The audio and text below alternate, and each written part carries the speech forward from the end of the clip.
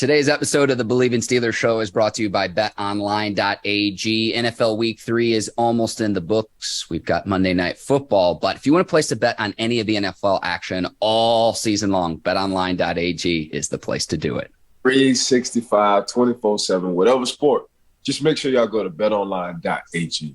Use your mobile device to join today to make your first sports bet. Use our promo code Bleav50. That's BLEAV 50 to receive your 50% welcome bonus on your first deposit.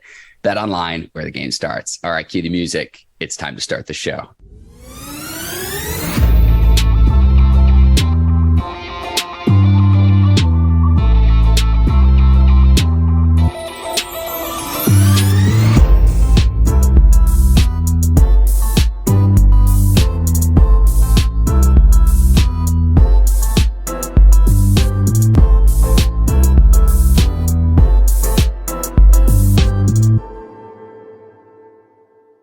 Welcome to the Bleav in Steelers show on the Bleav Network. I'm your host, Mark Bergin, joined by my guy, two-time Super Bowl champion and 12-year veteran of the Pittsburgh Steelers, number 24. Some call him Goldfinger, Ike Taylor. IT, how you doing this morning, my man?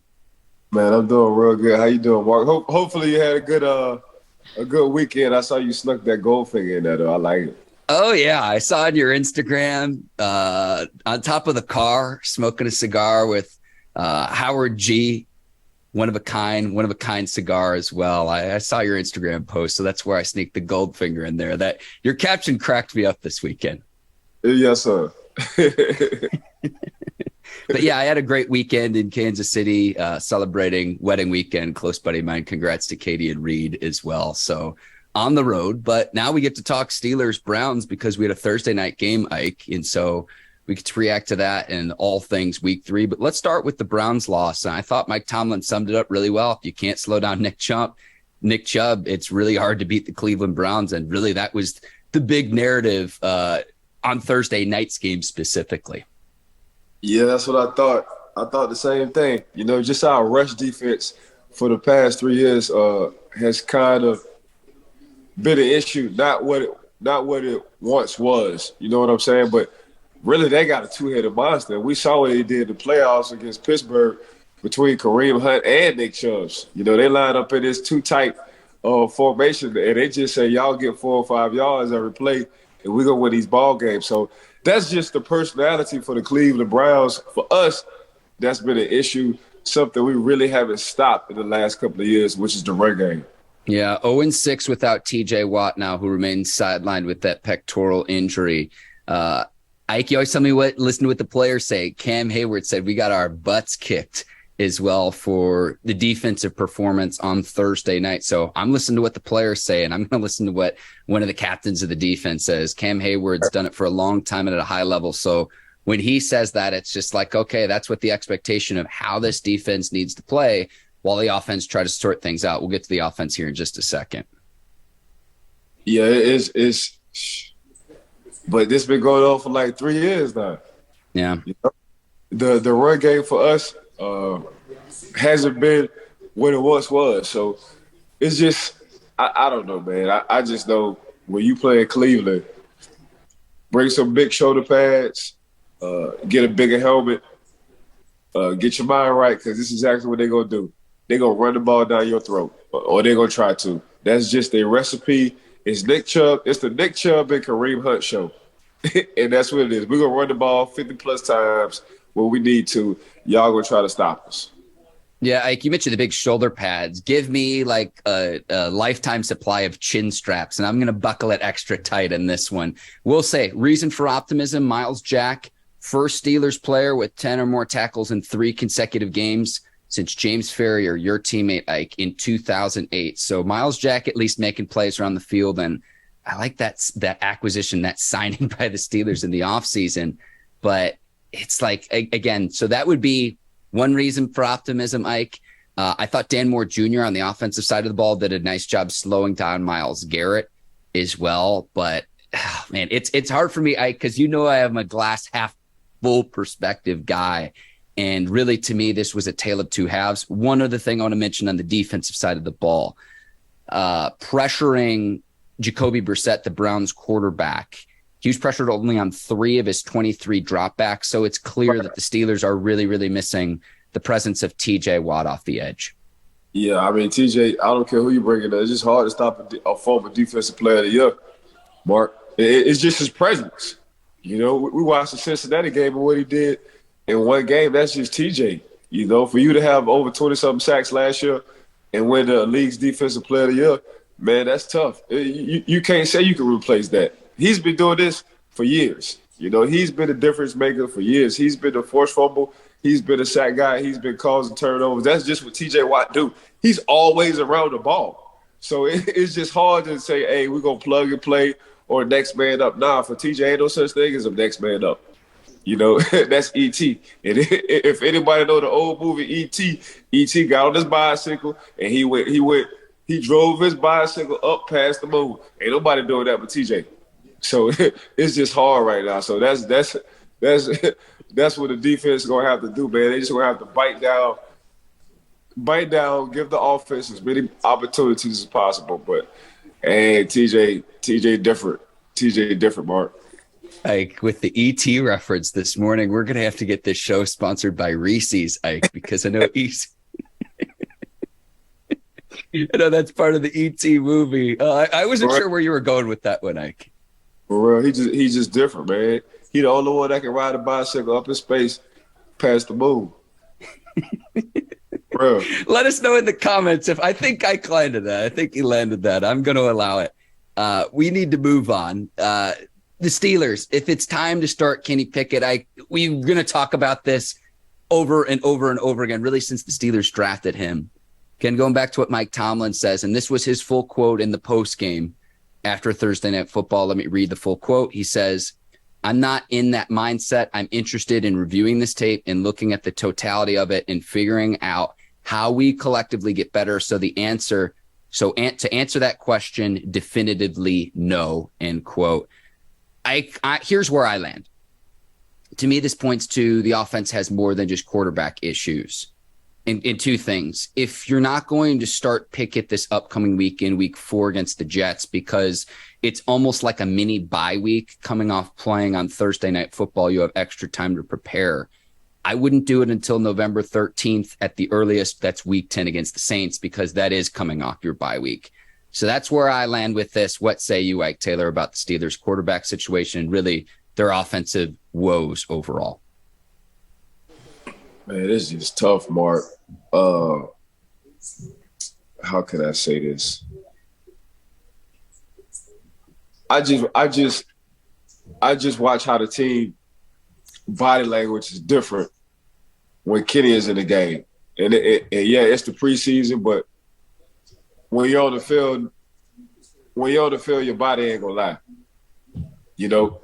So this is nothing against Money Mitch, but when Kenny is on the field, the body language of the offense looks a little bit different, if you know what I'm saying.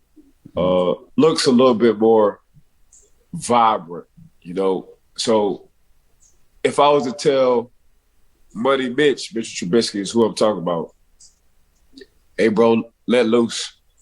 Don't be scared to make mistakes.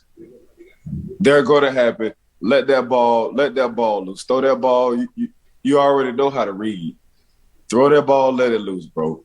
Just let it loose. Because if you play not to make mistakes, you can always just be okay. And he's an okay quarterback. And I think Mitchell Trubisky got it in him.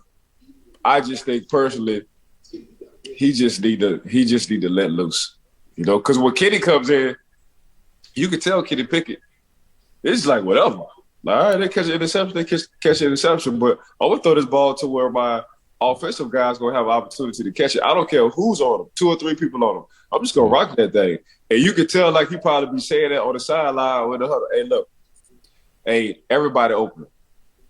I'm going to give y'all the opportunity. So that's the difference off of what I see. Now, playing Kenny Pickett, that's on Coach T and their staff.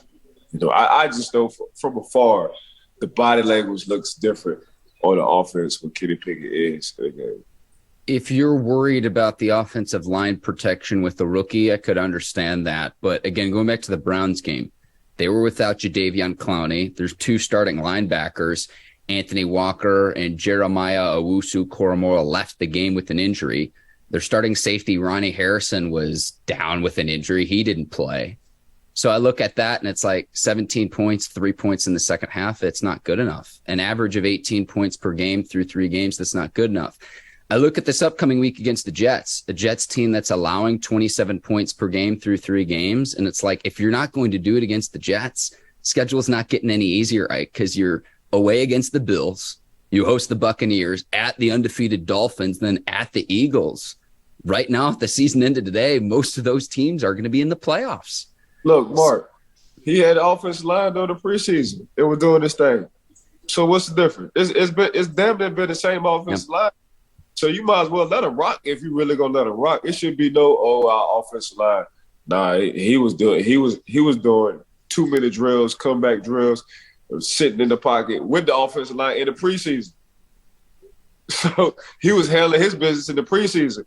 His passing rate was one of the highest for the preseason out of all the quarterbacks in the preseason with the same offensive line.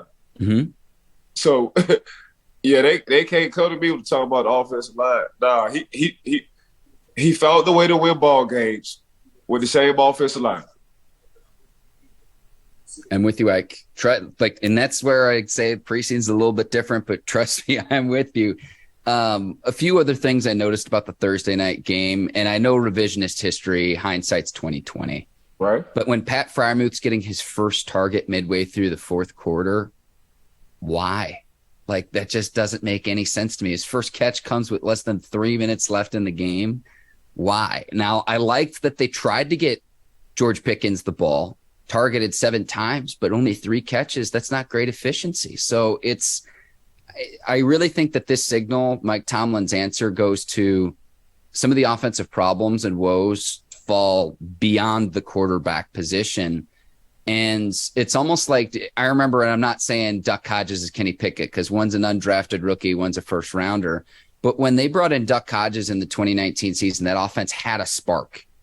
And it's like, okay, you get a spark, but I think that there are more problems with this offense than just the quarterback play thus far, which is why it's like, okay, we're going to bring Pickett in there. But if Pickett has some of the same problems, like, the question you need to ask yourself is playing Kenny Pickett going to be the difference between winning and losing right now? Because it's still early in the season and you want to try to make the playoffs. I mean, George got his targets. I wish he would have got his targets in other ways. Mm-hmm. Pat should have got looks early on in the game. And we're talking about Pat Fryermuth, the tight end. For me, when I watched the game, Mark, I thought sometimes we just need to go up tempo, like change the pace a little bit. Mm-hmm. When the offense did change the pace, they got in a 2-minute situation, and there wasn't a 2-minute situation. Things started to have lived up with the offense, you know? So guys started to get a little bit open because you're rushing the defense to make calls or they can't make substitutions. You know what I'm saying? So I my personal opinion, that's what I thought. You got to mix it up a little bit. You know, if it's not going your way traditionally, that's get the play call in, going to the line of scrimmage, making the call, making the play. Do a hurry up. So, hey, hurry up. So now you put the defense on eggshells. So that's what I was thinking when I watched the game. Like, if they could do a few more hurry up situations, you know, they'll take some of the pressure off the offensive line and Mitch Trubisky. And that's what they did on their first scoring drive. And on Taylor Talk in a separate video, Ike, we're going to be breaking down the X's and O's on how George Pickens made an absolutely incredible catch. So we're going to be breaking that down in a separate video. But the Steelers were going tempo on that drive, and it led to their first score of the game. Yeah, I mean, that was just my personal opinion. Like, if we go tempo a little bit more, that might open the offense up for real. All right, Ike, so the Steelers sit in third place in the division after 3 weeks, ahead of Cincinnati, both the Steelers and the Bengals at 1-2, Browns and Ravens at 2-1. Let's move on to other observations from week 3. And Ike, This is the question I have going out of week 3, because I think going in, people would have had the Chiefs and the Bills at the top of the league. They both lose in week 3. Which team, in your opinion, is best in the NFL right now through the first 3 weeks of the season? Because I really struggled to answer this question. It's the Bills. Yeah, that is for me. It's the Bills. You know, any given Sunday, I get it. They took an L, and you're going to take an L. They're going to lose 3 more times this year. But don't ever get it twisted. You taking Josh Allen and company all day in America. That's exactly what you're doing.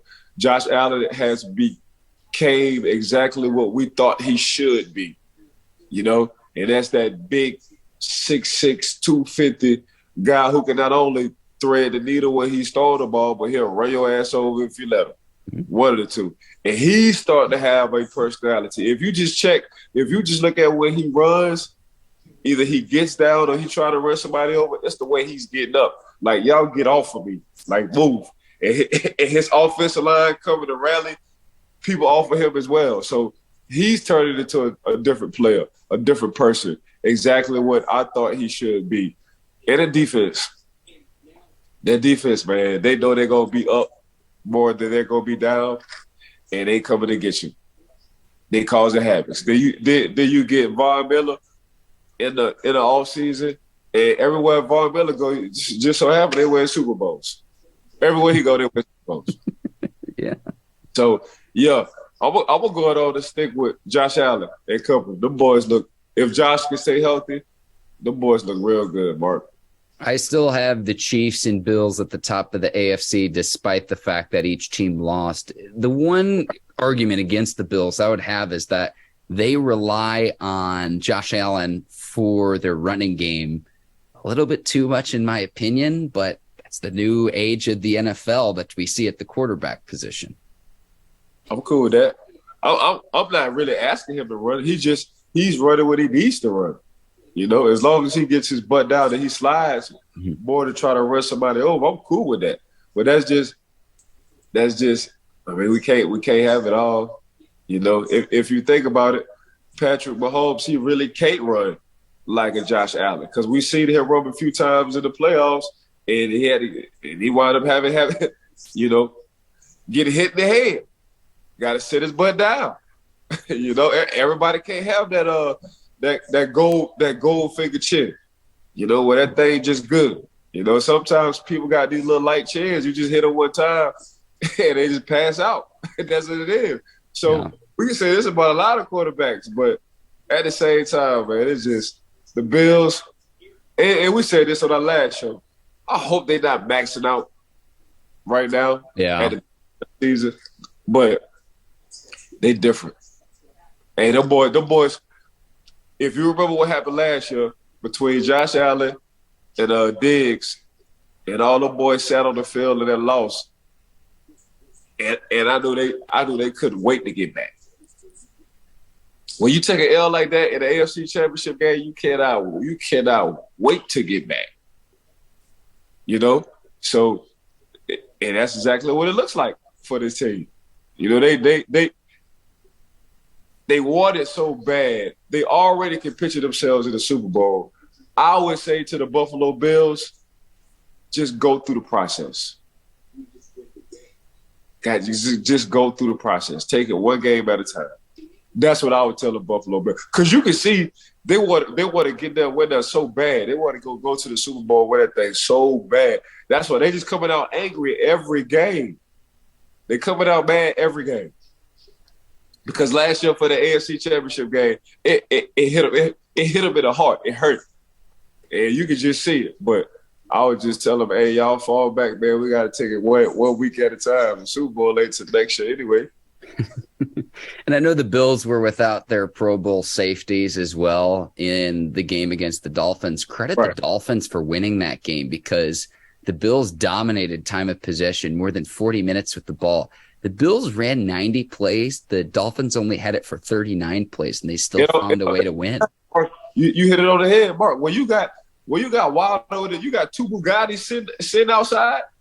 Oh, need to run 90 plays. I got two Bugattis sitting outside. I got Waddle and I got Cheetah. You know, how you nickname somebody Cheetah? Oh, cause he that fast. So when you got two of them boys, Buffalo ain't got no two Bugattis. They really ain't got no Ferrari. You know, them boys might get them boys probably got a Audi A8 W12. Hey, I'll take one of those. If that's what Stephon Diggs is, I'll take one of those, Ike. Yeah, but it's different. Think of what you just said. Yeah, it's crazy because if you just looked at the box score and you didn't know what the final score was, you'd be like, "Oh, the Bills would have won big." Mark, you said 90 plays. How many plays they had? Buffalo had 90 plays. They had how many plays? The Dolphins had 39. Bro, them two Bugatti. When you got them two Bugattis, hey, just give me 20-something plays, man. Y'all can have the time of possession. I got two guys on my side of the ball. They can run past anybody. Yeah. Like we are, I'm here for your car references. I always am, but we're burying the lead here. We had a butt punt in that game as well, and it was incredible. So I have two questions about this. Which is better or worse? Take this in any direction you want. The butt fumble or the butt punt? Because we saw a butt punt on Sunday. Probably the butt fumble. I'll go with the butt fumble. Well, I loved how Mark Sanchez was tweeting about it this last weekend saying, hey, stay out of your lane. This is my lane. I like how he's embracing it. Yeah, it's great. But, you could also argue that wasn't even the craziest safety we saw over the weekend because Jimmy G's pulling a Dan Orlovsky on Sunday Night Football running out of the back of the end zone. Yeah, Jimmy. I like Jimmy. I like Jimmy a lot. Jimmy kind of different though. Jimmy Garoppolo, man, he be in his own little world. If you just pay attention to him, you be like, okay, he the quarterback. He cool. His boys love him. But right now, he's just out of space. He's just out of space right now. So I love how all of these clips have resurrected because of what we saw on Sunday. We had a butt punt and we had quarterback running out of the back of the end zone. Sign me up. Here's where I land, Ike. Sign me up for an offense backed up in its own territory. To me, in all of sports, it's very, very exciting because if you have to try to get a punt off from the 1 yard line or you're trying to operate when you're backed up in the end zone, we always see chaos happen. Yeah, that's tough. When you backed up that far, it's just, I know for that punter, man, I know that's stress. that's a lot of stress. Yeah. Because you got less than a second to get that ball off. And, first you got to catch it. That's the most stressful part. You got to catch the ball first. And you got 9 grown men trying to come after you, not trying to tackle you, but at least trying to block that punt. And you backed up on your own one? Oh, that's stress right there. Oh, man, somebody please give me some muscle relaxing pills because I'm stressed out. Don't put me on the 1 yard line every time, Mark. That's a lot of stress, man. I'm going to start turning great. Y'all keep messing around and keep having me on the 1 yard line. Y'all either going to make me retire early or I'm going to get gray hair or I'm going to be mentally stressed out. It's stress back there, boy. Oh, that one, Mark. Oh, that 1 yard line. Oh, your what? Oh, that's so much stress. That's stress, boy. That's stress. That's getting to bite your fingernails and your fingernails coming off stress. Yeah. Down to biting your fingernails down to the knuckle, Ike. Yeah, bro. I can hold it back. I want to keep it with Dolphins Bills really quickly. So the Dolphins are undefeated. The Eagles are undefeated, and the Eagles are my other NFC team. Our guy Damashek posed this question on Twitter, and it just cracked me up. So the 72 Dolphins, Larry Zonka, Mercury, Morris and Company, they pop a bottle of champagne every year when the final NFL team loses its game, and they still remain the only team in NFL history to go undefeated and run the table. Do they do that this season? If it happens to be the Dolphins, that is the last team that loses because the Dolphins are one of 2 teams in the league that remain undefeated, Ike. I mean, if Waddle and Cheetah can stay healthy and Tua can stay healthy, bro, they got action. I mean, it's just did the tight end, did a running back, Mosford. And I'm telling you, they got a nice little squad, bro. They got a nice little squad. And Tua is back in his Alabama days. He got some star receivers. He got some fast receivers. He got some receivers who can damn near be open every time they want to be. So, go 17-0 though. That'd be something special. We'll see. I don't expect that to happen, but it did crack me up that our guy Damashek posed that question because Shaq would do something like that. That's Shaq. Shaq low key likes controversy a lot. Oh yeah. I'll say this too, Ike. We both like Brian Flores. We're glad he's in Pittsburgh. But when the Dolphins hired Mike McDaniel, I remember asking you this question of all the new coach hires, who do you like the best? Your answer was Mike McDaniel. I remember it. I could find the clip on social media, but I remember he was your guy where you're like, this is going to be the best hire. And through 3 weeks, 3-0, looking like Psychic Ike Taylor is right yet again. Man, coming from that Sean McVay tree. I'm telling you, man, Sean McVay, man, he got a hell of a tree when it comes down to these coaches.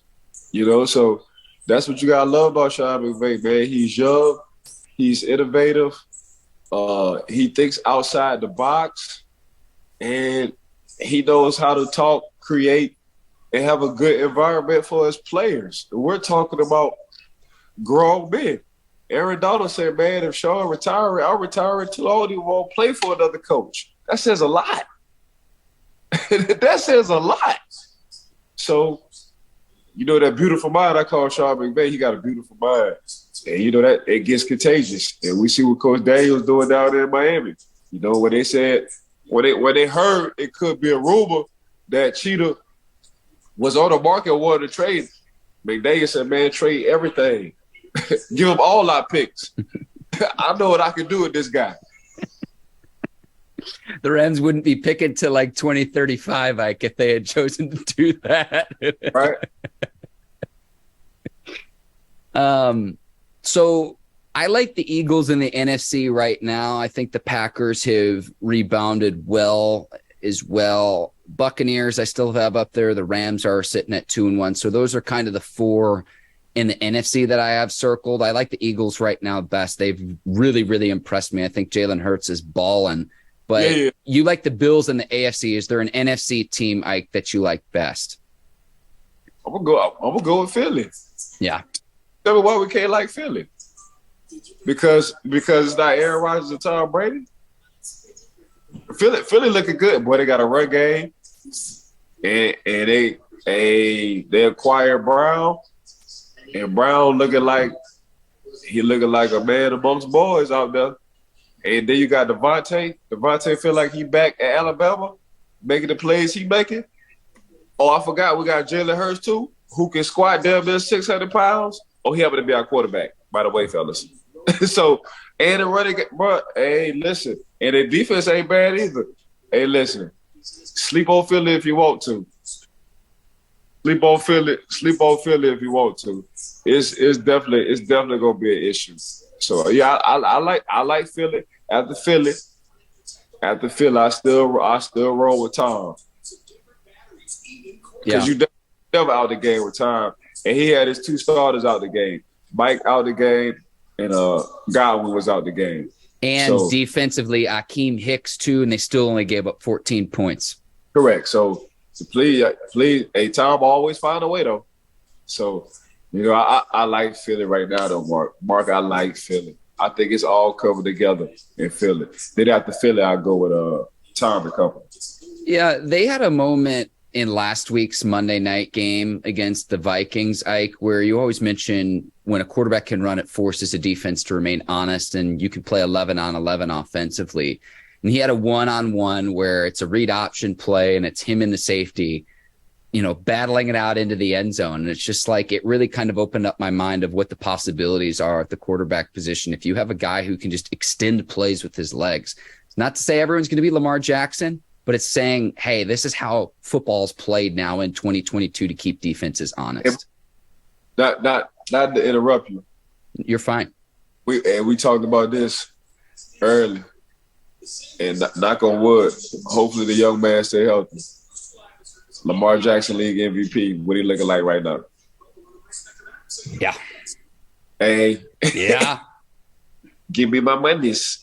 I'm telling you, I was like, oh, when that young man said, when he said, if we don't sign this deal by the end of by the end of training camp or by Friday, don't talk to me about no deal during the season. Because what I'm about to do during this season, boy, y'all gonna wish y'all would have signed me, boy. Y'all gonna wish y'all would have gave me exactly what I wanted. Now I'm about to be like I'm back on Madden. So and Lamar looking good, boy. I hope he stay healthy because he gonna ball out. I hope he stays healthy. And Roquan Smith for the Bears, too, had an interception that clinched the game. Two guys in contract seasons where it's like, honestly, I hope they make as much money as possible because they can't work out deals with their respective teams. And it's just like, go on and make your money. And again, knock on wood, stay healthy as well. I'm with you there. Correct. You mentioned Jackson. I think before the Ravens could have signed him for right around the deal Josh Allen got of $43 million per year through the 2028 season. I think now that the salary cap is continuing to increase year over year, like to keep Jackson, if Kyler Murray's worth 46, Ike, Jackson's got to be worth 50. Like, let's be honest here. 50 per year? He been 50. Like, out of all the quarterbacks, he got the best record. Out of all of your quarterbacks coming in his draft, he got the best record. Oh, by the way, I'm a former league offensive player. Like, what MVP? What we doing? Like, why is we not paying him? He's special. Everybody in the building love him. From the janitor to people who cook in the kitchen, his teammates, his coaching staff. Like, what are we doing? Yeah. He gives back to the community. Like, what are we, good dude. He not. Here's the problem. They don't pay attention. This is what the front office need to understand. He ain't gonna do nothing to disappoint his mom because his mom raised him. So he loved his mom. And I'm a mama's boy, and you can tell he's a mama's boy. You don't want to do nothing, especially coming from a single parent home. You don't want to do nothing, not only to mess up your image, one, two, but upset your mom. Because you've gotten that far because of her. So you want to reward her any type of way, form, or fashion. How do y'all not see that? When a man, all he's been showing is good. Yes, sir. No, sir. Yes, ma'am. No, ma'am. How do you not see that? That's what I don't get. How do y'all not see that? Front office. How do y'all not see that? The dude, he's special.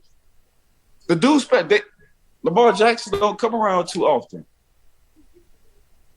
So that it is, and you see what he doing. Like I said, if the man can stay healthy, Mark, it's a wrap. He throwing for over 200 and he be rushing for over 100. 3 touchdowns. That's just what he do. What quarterback does that? Ike, I look at it from the marketability of who the kids want to be and who they're playing with in Madden, and it's Lamar Jackson. Whose jersey they want to have, who they want to emulate, who they want to be like, and it's Lamar Jackson. Time and time and time again. This is where I'm going to go back to my crazy theory, Ike. Right. Tom Brady, 45 years old, rides off into the sunset after this season. I know that the Ravens could put the franchise tag on Lamar Jackson. Right. But could Lamar wind up in Tampa Bay long term? I've said this before. It's my crazy theory. But again, I'm going to repeat this again. I could see that happening again. Maybe not next offseason, but the offseason after that. Because the Ravens, if they can't work out a long-term deal, they're going to want to keep Lamar Jackson. And whether you think he's worth that money or not, despite the playoff troubles, the question you have to ask yourself is, who could the Ravens get that is tangibly better than Lamar? But you can't. No one. You can't answer that question. Mark, other than Patrick Mahomes, all the rest of the quarterbacks been having playoff trouble. And I love Josh Allen. So what we talk about? Josh playoff trouble. Herbert ain't been there. Derek Carr playoff trouble. Patrick Mahomes 1-1. Aaron Rodgers ain't been back to the Super Bowl since he beat us. That was 2010. Mm-hmm. Nah, I'm sorry. That's damn near 13 years ago. Come on, bro. When we talk about playoff, the only person this time is Patrick Mahomes. Everybody else been having playoff trouble. And Lamar's only 25 as well. And I know he's a running quarterback. He'll probably he's not going to be this dynamic of a runner for his entire career. But he's 25 years old. He's still that's still young in the NFL. It's still a very, very young player. Correct. Especially for quarterback position. They protect the quarterbacks now, Ike. But we'll see again. Again, if he winds up in Tampa Bay, you can be like, Mark told me this was going to happen a year in advance. Yeah, that's crazy. If he end up there, but he ain't going nowhere. They just gonna have to cut a big fat check for him. The PHATT, that kind of fat. They will have to, for real. Brinks truck. Ike, before we wrap up, no more Pro Bowl. The NFL announces this morning that they're going to replace the Pro Bowl with a multi-day skills competition and a flag football game will be played in Las Vegas the Sunday before the Super Bowl. I think this is a good idea considering they don't even really tackle in the Pro Bowl anymore. But my first reaction is we'll always have that legendary Sean Taylor hit on a punter in the Pro Bowl. That's what I'll remember from it. Yeah. I mean, they're doing it right. Because them guys, when they go to the Pro Bowl, it's like two-hand touch. It's like flag football. You know, don't nobody want to get injured. Everybody just, just out there. Just really, they just out there passing, helmets and pads just to be out there. Extra cardio. That's all that is. So you might make it competitive to where they compete at some point in time without the contact. Extra cardio, Ike. I love that. I had the opportunity to go to the Pro Bowl when it was down in I think it was in Miami one year, and went with my dad and a family friend. And it was really cool just to see the collection of talent. So I am glad the league is providing that opportunity and the access that fans can have to the players that they absolutely love. But in terms of the game itself, Ike, by far the worst all-star game between hockey, baseball, basketball. It's like they had to do something. I think the league's getting it right here. Nah, they hit it on the head with this one, Mark. I think that's perfect. You got to evolve. That's one thing I do like about the NFL. They definitely evolve. They evolve. They don't take their time on evolving with nothing. And I think this is the perfect, a couple of days skills competition. I think that's perfect. I hope they bring back the throw challenge that they used to do back in the day where they get all the quarterbacks lined up and they can see who can launch it the furthest. I hope they bring that back, Ike. We'll see, right? Yeah. You see which quarterbacks have absolute cannons. Ike, we're going to go ahead and wrap. We will have Taylor talk on a separate video segment for any of the viewers that want to see that. We're going to be breaking down the George Pickens incredible one-handed catch. Later this week, we'll have a preview of Week 4, Steelers and Jets. Your boy is supposed to go, Ike, but we're going to see with Hurricane Ian. We'll see where that's at. So might have to stay in North Carolina, but we will have a full preview of the Steelers' Week 4 matchup against the Jets at home in Pittsburgh later this week. Ike, I want to thank you, the absolute best as a co-host. I want to thank the Bleav Network, our video producers at Brinks TV, led by John Brinkus, Courtney Vargas, Herbert Diaz, producer Megan, and producer Yancey. Today's sponsor of the Bleav in Steelers show, betonline.ag. And I want to thank the listeners and the viewers of the show. We're going to keep rocking along all season long. Thank you for taking the time and making us a part of your day. I couldn't have said it any better. I second everything Mark just said. Love it, Ike. For Ike Taylor, I'm Mark Bergin. Thank you for watching the Bleav in Steelers show. We'll see you later this week. Until then, take care and so long, everybody. Peace.